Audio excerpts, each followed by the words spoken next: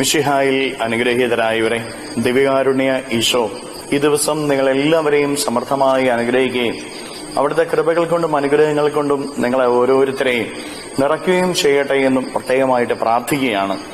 വിശുദ്ധ യോഹന്നാന്റെ സുവിശേഷത്തിന്റെ 7-ാമത്തെ അധ്യായത്തിന്റെ 1 മുതൽ 13 വരെയുള്ള തിരുവചന ഭാഗങ്ങളിൽ നമ്മൾ വായിച്ച് ധ്യാനിക്കുന്നത്, ഈശോയോട് ചിലർ വന്നിട്ട് പറയുകയാണ്, നീ കൂടാരത്തിരുനാളിൽ ചെന്നിട്ട് നിന്റെ പ്രവൃത്തികളെല്ലാം പ്രഘോഷിക്കുക, നീ ചെയ്യുന്നതെല്ലാം വിളിച്ചു പറയുക. പക്ഷെ കർത്താവ് അതൊന്നും ചെയ്യുന്നത് നമ്മൾ കാണുന്നില്ല. കൂടാരത്തിരുനാൾ ഏറ്റവും പ്രധാനപ്പെട്ട തിരുനാളാണ് യഹൂദനെ സംബന്ധിച്ചിടത്തോളം. എല്ലാ യഹൂദരും ഈ തിരുനാൾ കൊണ്ടാടാനായിട്ട് വരും. അവിടെ ചെന്ന് സ്വയം പ്രഘോഷിക്കുവാനായിട്ട് ഈശോയെ മറ്റുള്ളവർ നിർബന്ധിക്കുകയാണ്. പ്രിയപ്പെട്ട ദൈവമക്കളെ, കർത്താവ് അത് ചെയ്യുന്നില്ല. നമ്മിലെ നന്മകള് നമ്മൾ പ്രഘോഷിക്കേണ്ടതില്ല. പലപ്പോഴും നമ്മുടെയൊക്കെ ജീവിതത്തില് നമ്മൾ ചെയ്യുന്ന കാര്യങ്ങൾ വിളിച്ചു പറയുക. കുടുംബജീവിതത്തിലായാല് ഭാര്യമാര് അന്നത്തെ അധ്വാനങ്ങൾ മുഴുവനും, കുടുംബത്തിന് വേണ്ടി നടത്തുന്ന കാര്യങ്ങൾ മുഴുവനും വിളിച്ചു പറയുക. ഭർത്താക്കന്മാര് ചെയ്യുന്ന കാര്യങ്ങളൊക്കെ വിളിച്ചു പറയുക. മക്കള് എല്ലാം ചെയ്യുന്ന കാര്യങ്ങൾ, കുടുംബത്തിന് വേണ്ടി, ജീവിത പങ്കാളിക്ക് വേണ്ടി, മക്കൾക്ക് വേണ്ടി ചെയ്യുന്ന കാര്യങ്ങൾ, ഞാൻ അങ്ങനെ അധ്വാനിച്ചു, ഇങ്ങനെ അധ്വാനിച്ചു. സമൂഹ ജീവിതത്തിലായാലും സമൂഹങ്ങളിലായാലും നമ്മൾ കാണുന്നുണ്ട് ഇന്ന് വലിയ ഫ്ലെക്സുകളൊക്കെ വെച്ചിട്ട് ഇന്ന കാര്യങ്ങൾ ചെയ്തു എന്നൊക്കെ പറഞ്ഞ് PR വർക്കുകളൊക്കെ കൊടുക്കുന്ന നമ്മൾ കാണുന്നുണ്ട്. അധികാര തലങ്ങളിൽ പോലും ഞാൻ അത് ചെയ്യുന്നുണ്ട്, ഇത് ചെയ്യുന്നുണ്ടെന്നൊക്കെ കാണിക്കുക. പ്രിയപ്പെട്ട ദൈവമക്കളെ, നമ്മിലെ നന്മകൾ നമ്മളല്ല പ്രഘോഷിക്കേണ്ടത്. ദൈവം അതിന് സാക്ഷ്യം നൽകണം.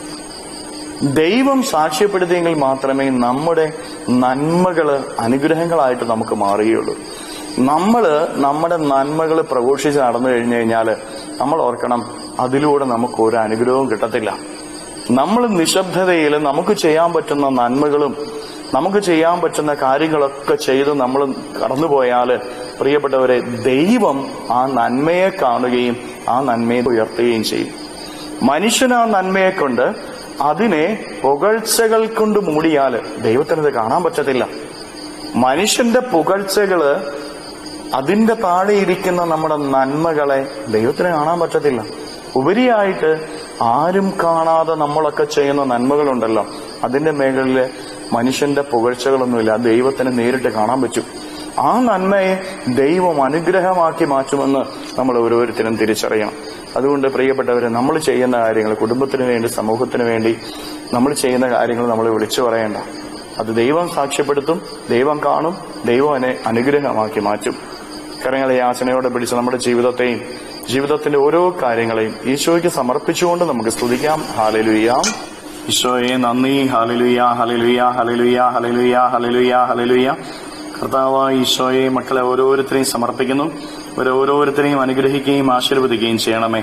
ഇവരുടെ ജീവിതങ്ങളിലേക്ക്, ഇവരുടെ അധ്വാനങ്ങളിലേക്ക്, ഈ ദിവസത്തിൽ ഇവരുടെ എല്ലാ കാര്യങ്ങളിലേക്കും അങ്ങ് ഇറങ്ങിച്ചെന്നില്ലണമേ. ഇവരെ സഹായിക്കണമേ, സംരക്ഷിക്കണമേ, പരിപാലിക്കണമേ.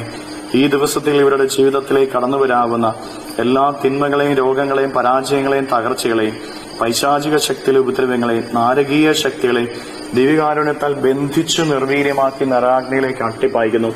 എല്ലാ കെട്ടുകളും ഇവരുടെ ജീവിതത്തിൽ നിന്ന് അഴിയട്ടെ എന്ന് കേൾപ്പിക്കുന്നു. Hallelujah, hallelujah, hallelujah, hallelujah. നിത്യം പിതാവും പുത്രനും പരിശുദ്ധാത്മാവുമായി സർവേശ്വരായ എന്നേക്കും. ആമേൻ.